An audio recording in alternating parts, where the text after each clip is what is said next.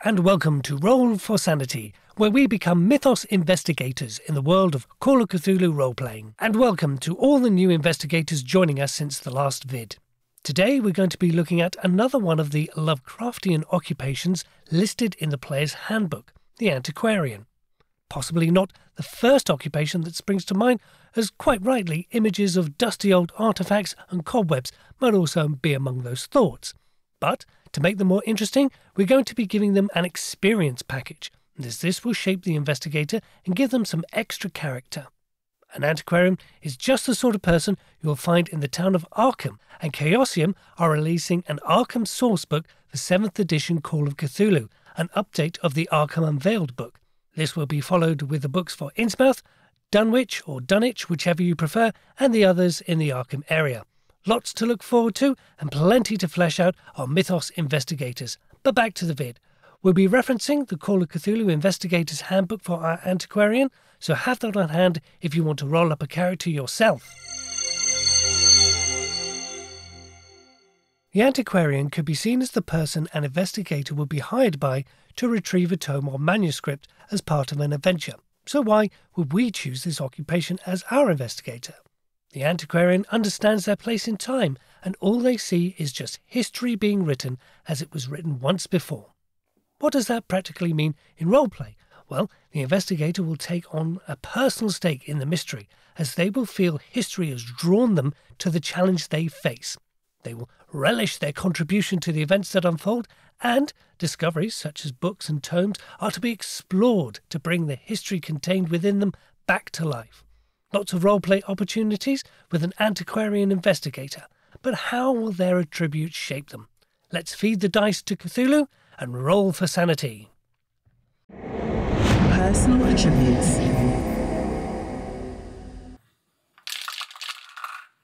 Strength 14.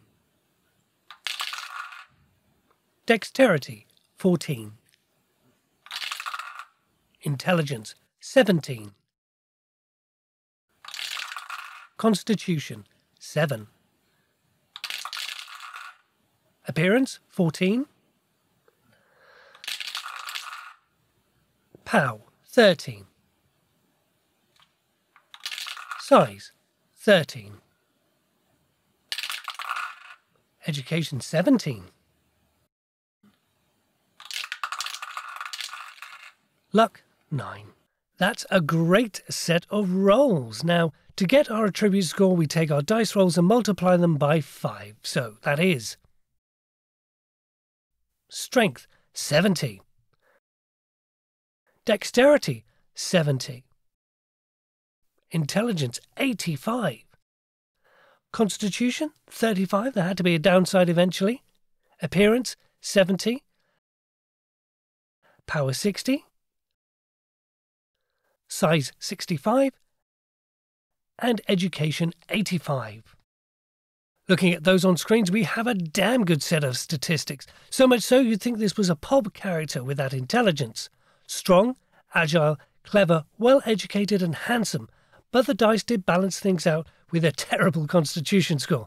That's something we'll have to think about in our backstory. Let's look at the hit points, which is con and a size, then divide the total by 10, rounding down any fractions for 10 hit points. That size score is a saving grace here, but we do present a bigger target to hit with our build being +1. Best remember some points for dodge later down the line. Sanity points are the same as our own POW, and a loss of 13 points will be needed to send our experienced antiquarian into madness. Next we see if there is a damage bonus, so adding strength and size, it comes to 135, which is over the 125 threshold. So yes, there is a damage bonus, but with that average hit point count means we must be careful should we face combat. Lastly, our move rate is 9, as our strength and dexterity are both larger than size. Excellent speed for our investigator, but with that low constitution, they are a sprint runner more than long distance. Now, I haven't forgotten about age, but we'll cover that when we make our investigator experienced. Occupation and skills. Well, we have some excellent dice rolls for any kind of character, but today we know we're creating an antiquarian. We also know that we have a massive 340 skill points thanks to our world-class education. We turn to page 71 to look at our skills. Now, first up is credit rating. With so many occupational skills, I think we can afford to be very successful. So let's go big and have our character very well off with a credit rating of 70. Appraise has a base of 5%, and usually I'd skip this one, but maybe that's how our character made their cash, so they have a good eye for how much something is worth, so 45 points spent here. Now, we need to look and see if we want an art and craft skill with a base of 5% for our Antiquarian. I've got to be honest, this is the kind of skill you should choose based on the adventure you're going to play. It's no good in having a art and craft skill in pottery in, well, any adventure I've read or played. Shall we skip this one? Not today. I have an idea for a backstory shaping up. So we're going to go for an art and craft skill of forgery, putting 45 points in here so it comes to 50%, reducing our chances of fumbling. History with a base skill of 5% needs 45 points dropped here, as we do make a living from the past, so ought to know a few things about it at least. Now, we have library use as an occupational skill for our investigator, when usually we'd have to spend personal interest skill points on this one. With a base of 25%, we can afford 45 points here to take library use to a very good level of skill. We do have the choice of another language here, and whilst we do have the points to spend, let's skip this one, as with a credit rating of 70, our Antiquarian can hire a translator on the off chance they need to speak another language. Our investigator gets an interpersonal skill, and so with an appearance of 70, I think charm is a good choice. We'll add 35 points here to the base of 15%.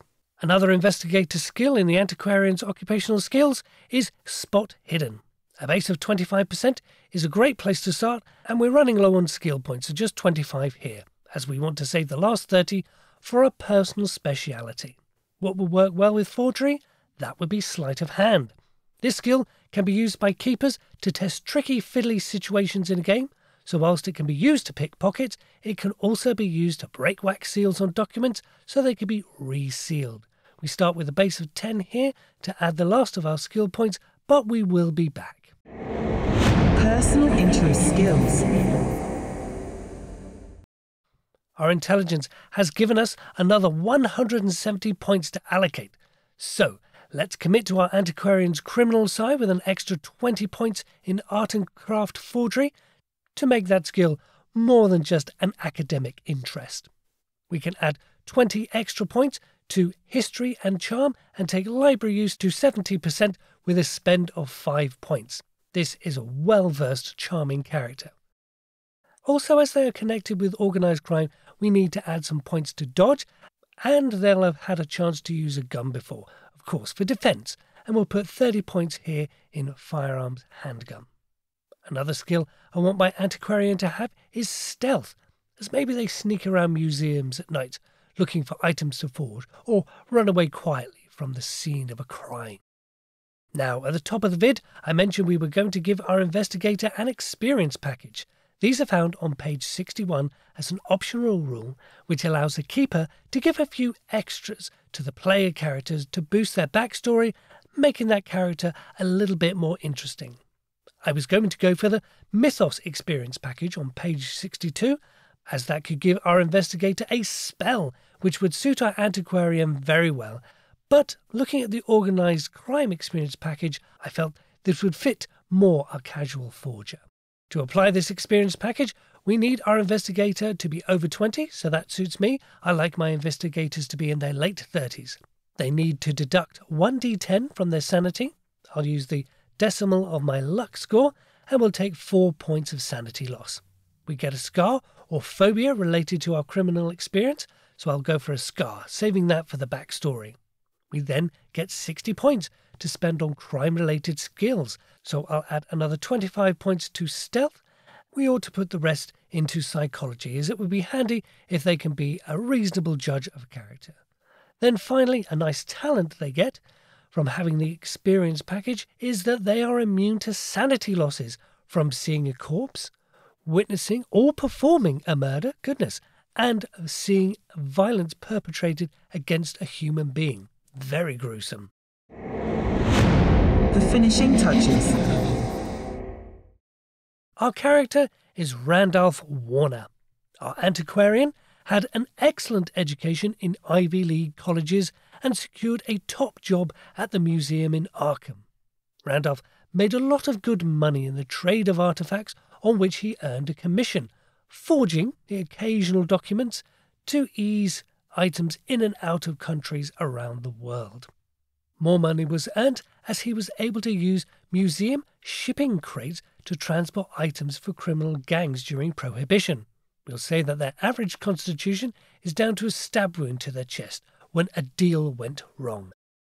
A credit rating of 70 means we see from page 57 of the Investigator's Handbook that he carries a clip with $350 on him and has a spending level of $250. So that fits first-class travel, maybe a driver, and a house and investments worth $35,000. That's the equivalent of $500,000 today. For gear and possessions, he has a good suit, carries a cane, and probably has a briefcase with his tools of the trade in, as well as a concealed revolver, just in case. His personal description is tall, dark, and handsome, although a good eye might just see the scar that starts just below the neck and goes all the way to the heart. For ideologies and beliefs, I think his outlook is quite dark for such a charming person. Life is a very short part of history, so make the life you want by working hard and take opportunities when they arise. Significant people for such a wealthy charmer, I think there has to be an ex-wife who he couldn't live with, but he also couldn't live without. Our antiquarian can still turn to them when he needs a friend or to keep his ego in check. Meaningful locations will be the museum where he first worked, discovering the timeless ages of history, and also where he discovered that a crate of whiskey with the right paperwork can be passed off as ancient pottery. A treasured possession is his walking cane. It is purely decorative, but it once belonged to Richard Francis Burton, explorer, diplomat, and translator of the Kama Sutra. Traits of our antiquarian are friendly and charming, but he is very sure of themselves. No manias or phobias or books just yet, and of course, there has been an encounter with strange entities. It was probably the reason our antiquarian turned away from his criminal contacts. Let's say he'd used his mob connection to procure a book for a rich customer, but when he went back to the delivery address to retrieve his left-behind cane, he saw a creature feasting on the bones of the book's buyers. That just about wraps it up for our antiquarian character, who will feel right at home in Arkham, and I look forward to checking out the Arkham Sourcebook for 7th edition Call of Cthulhu when that comes out. Feel free to visit the blog at www.rollforsanity.com and of course find us on X at Roll4Sanity. That's the number 4. Thanks again, and we'll roll for sanity again soon.